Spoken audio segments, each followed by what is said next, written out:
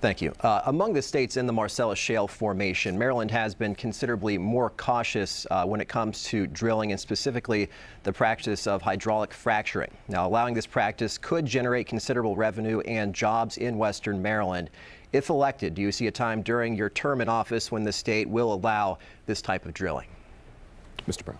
I think that the natural gas in the Marcellus Shale provides a tremendous economic opportunity for the state of Maryland. I mean, if we look at the last 10 years in this country, America has become an energy-generating, energy-producing nation, and Maryland ought to be part of it.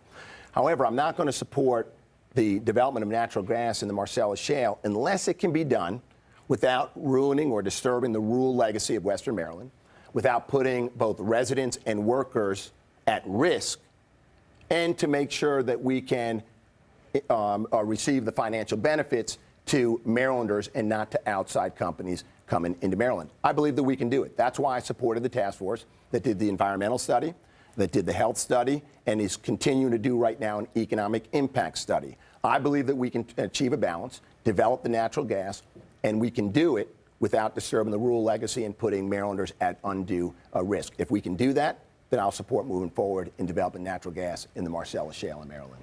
Mr. Hogan, you have 1 minute. Well, we're sitting on an economic gold mine with the Marcellus Shale in Western Maryland. Many of the states in our region up there, with Pennsylvania and West Virginia, are really taking advantage of it, and we haven't. During the O'Malley Brown administration, they've been just kicking the can down the road and failing to make any real decisions. So I agree that we want to extract clean natural gas in an environmentally sensitive way. But I think that we've delayed making that decision for years and years. And we need to make the decision. You know, we I think, have all the data that we need. And the only problem is we haven't been able to get a decision out of you and Governor O'Malley. It's something that I would try to bring to a head, make a decision, and move forward as quickly as we possibly can. I was in Oakland last weekend, up in Garrett County, and I can tell you, you know, the whole state is really hurting. They're really hurting economically all across the state with unemployment, but it's even worse in Western Maryland, Eastern Shore, and they need jobs, and they really could use some economic help up there. Lieutenant Governor, 30 seconds. Let's just be clear. Today, there are no permits pending, no applications for permits pending to develop natural gas in the Marcellus Shale. So any suggestion that the responsible work we're doing today to study the economic effect, to study the health effects, to study the environmental impacts, it's not delaying anything because there are no permits pending. So we have time, so let's use it responsibly so that if we do move forward, we're doing it in a way that's healthy, that's safe, and that's economically beneficial to Marylanders. Mr. Hogan. The task forces have been delayed over and over again, year after year, and you've never moved forward with the decisions, and it's something we've got to move forward on. All right. Deborah, back to you. Lieutenant Governor, a lot of people see a Brown-Ullman administration as an extension of the O'Malley-Brown administration. Tell us specifically how you parted ways from Governor O'Malley in terms of policy and philosophy. Thank you for the question. You know, I'm often asked that question as I travel across Maryland. How do you differ from Martin O'Malley? We're certainly different as people. I'm a first-generation American. I spent 30 years in active and reserve duty. And I cut my teeth in public service in the legislature. People ask, well, what's next for Maryland as we improve our schools, as we improve public safety in our neighborhoods? One area where Martin and O'Malley and I are different in terms of policy. In the O'Malley-Brown administration, we've got a number of strategic goals, and we're making progress on all of them in health care, in environment, in education, and employment. The first strategic goal of the Brown-Ullman administration will be to position Maryland to have the most competitive business climate in the nation. That'll be a Governor Brown strategic priority. There are a lot of things that Governor O'Malley has worked on and focused on to strengthen our business climate, but this will be the first time that we declare the strategic goal, and then we align all of our policy, our budget, and the administration of government to drive that strategic goal. But specifically, how have you parted ways from the governor? Because you really didn't mention any. So looking backwards, if you want to look backwards and look at the last 8 years, there are at least two areas where the governor and I have differed. But keep in mind that when the voters of Maryland elected a governor and a lieutenant governor, what they did not elect is a lieutenant governor who would question publicly the work of the governor. That doesn't provide for continuity in government. But I have disagreed with the governor. I've disagreed with him on the mortgage interest deduction that he proposed several sessions ago as we balanced our budget. It didn't pass in the General Assembly, and I think that's a good thing. I did not speak out publicly on that. I disagreed with the governor when he signed the bill that passed the tech tax in Maryland several years ago, and it was later repealed before it even went into effect. But I think it's important to understand that as a lieutenant governor, my role is not to walk out of the room with the governor where I have the privilege to advise and counsel him and then begin to undermine the decisions that he makes as he leads our state. And I think Mr. Hogan recognizes that as well, where he has differed with his governor, yet did not publicly challenge his governor when he was the appointment secretary. And Mr. Hogan, we'll give you a shot at this, but we'll change it. How will your administration? Well, I'd like to respond. He just had 2 minutes to talk, and I'd like Sure, to we're giving your time. Get back to him. So, you know, the lieutenant governor likes to say that we shouldn't look back. We shouldn't look at the past. We should look to the future. But you know, you're asking for a major promotion. You're asking the voters of Maryland to promote you. And we have to look at the past 8 years and your track record. And some of the things you just said didn't make any sense. I mean, you said you were making your strategic goals with respect to health care and the economy. You know, in health care, you were in charge of a failed rollout of the Affordable Care Act where you wasted $288 million of taxpayer money, where there's a federal investigation going on with subpoenas being issued for fraud and corruption.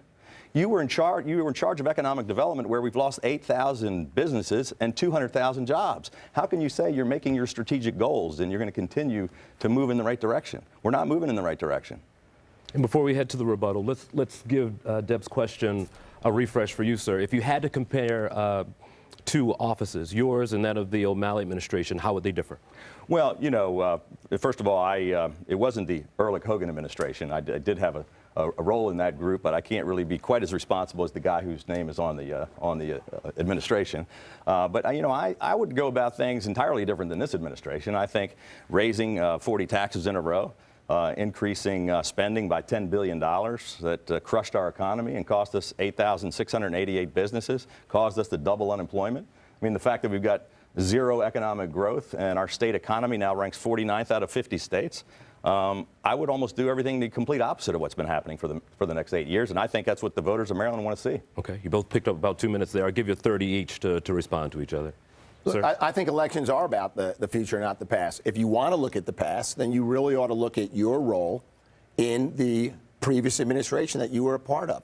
Look, you appointed 10 of the 14 members of the Board of Regents, and they voted to increase tuition by 40%. Today you say that you won't support an increase in tuition, but you didn't do it then because of your loyalty to your governor. Your governor raised property taxes, okay, but you didn't come out and say, hey, don't raise property taxes. And you presided over, at least your governor did, an increase of $33 billion in taxes and fees. But you didn't come out and fight against that. But I understand why, because that's the loyalty that is expected of a senior cabinet member of an administration. Mr. Hogan?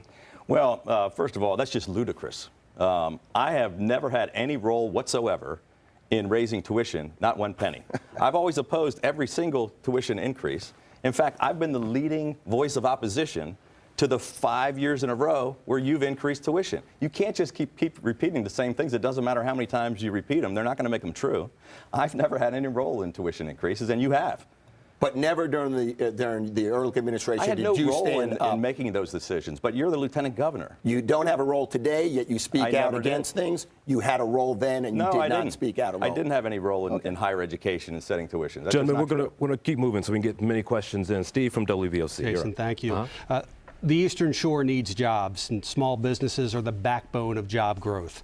But I often hear from small business owners on the Eastern Shore that Maryland's business climate isn't very welcoming, whether it's taxes, fees, regulations. I often hear from people on the Eastern Shore say, I wish I'd opened up my business across the state line in Delaware. Others who have businesses in both states say, boy, it's a difference between the two states. So my question is, what are you going to do to address that, to improve Maryland's business climate? Mr. Hogan, we'll let you go first this time. Well, thank you. That's the question you just asked is really one of the primary reasons why I'm running for governor. I've been focused on this like a laser beam for the past 3.5 years. I was so frustrated with the business climate in Maryland and what was happening to our economy and losing so many jobs, not just on the Eastern Shore, but everywhere, although the shore has been impacted more than most of the rest of the state, that I started a nonpartisan grassroots citizen organization called Change Maryland.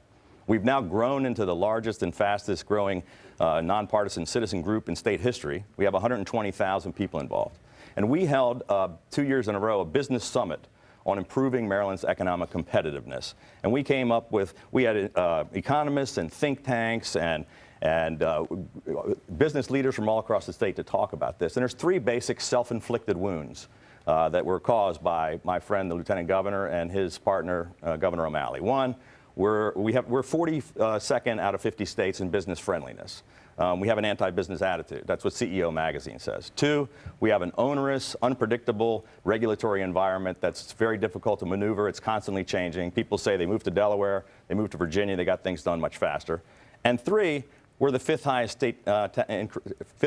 tax state in the nation, and businesses make economic decisions on where to locate. So not only are the businesses leaving, but the residents are leaving the shore and going to Delaware as well. Let's give Mr. Brown a shot at this. Larry, you know that Maryland's better than that. In fact, we're one of only a handful of states that has a AAA bond rating, which enables us to invest in infrastructure, which is important, like broadband to rural Maryland.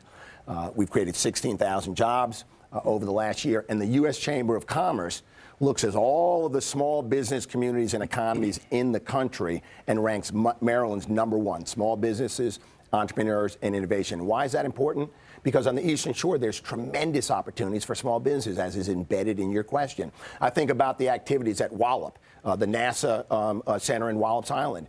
And I've spoken with local business leaders on the Eastern Shore that envision creating an empowerment zone where small businesses, with targeted tax credits, with tax deductions for business investments in cyber, aerospace, defense communications. You don't have to be located in the vicinity of Fort Meade to create those types of jobs. You do need broadband. That's infrastructure investments. You do need an educated workforce. That's the plan that I have and the work that we've been doing to create the most competitive, highest quality workforce in the country. There's tremendous opportunities, but where Mr. Hogan and I differ is I start with tax credits, tax relief, for small and entrepreneurial businesses that create 2 out of every 3 middle-class jobs, and those jobs can be created right there on the Eastern Shore. What do you say to that, Mr. Hogan? Well, he says he started with small and entrepreneurial businesses and middle-class taxpayers. You did start with them with your tax policies. Your tax policies crushed them. We lost 8,688 small businesses. We've had the largest mass exodus of taxpayers fleeing our state of any state in the Mid-Atlantic region, one of the worst in the nation. 31,000 Marylanders have left. Taking with them $1.7 billion a year out of our economy. So you did start with them. You've been crushing small businesses. It is the backbone of our economy. That's why we've lost 200,000 jobs. That's what you talked about, creating 16,000, but unemployment has doubled under your administration. I mean, that's just a fact. Lieutenant Governor? There you go again, Larry. You know, and this is what voters don't like about politicians. And even the Baltimore Sun, they looked at all of the data and the facts that you are using in describing our economy, and they say you're misleading Marylanders. That's just not And you true. know that Maryland is stronger than that. Look, I start with tax relief for small and entrepreneurial businesses. You start with tax relief for the largest corporations that need it the least. And the businesses that we're going to grow and create on the Eastern Shore, those are going to be small entrepreneurial businesses that support projects that are happening at Wallops. We're going to keep moving. You both had a good back and forth. Let's get to Jeff. We want to get these questions in. Jeff, go ahead.